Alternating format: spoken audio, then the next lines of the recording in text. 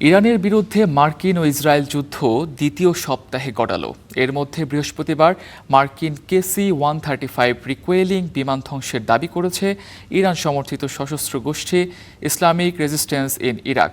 গোষ্ঠীটি তাদের official Telegram চ্যানেলে প্রকাশিত বিবৃতিতে জানিয়েছে, তাদের যোদ্ধারা বিমানটিকে এয়ার ডিফেন্স সিস্টেম ব্যবহার করে লক্ষ্য করে হামলা করে, যার ফলে বিমানটি ভূপাতিত হয়। বিমান হারানোর কথা স্বীকার করেছে যুক্তরাষ্ট্রের সেন্ট্রাল কমান্ড সেন্টকম। তবে সেন্টকম জানিয়েছে, বিমান ভূপাতিত হওয়ার ঘটনা শত্রুপক্ষের হামলার কারণে হয়নি।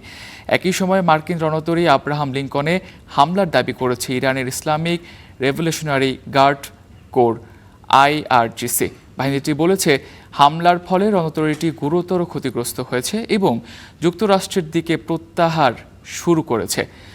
বিবৃতিতে বলা হয়েছে, অভিযানের সময় রণতরীকে একাধিক ক্ষেপণাস্ত্র এবং ড্রোন দ্বারা সরাসরি আঘাত করা হয়েছে। তারা আরও দাবি করেছে, আঘাতের মাত্রা এতটাই গুরুতর যে রণতরী স্থান ত্যাগ করে যাচ্ছে।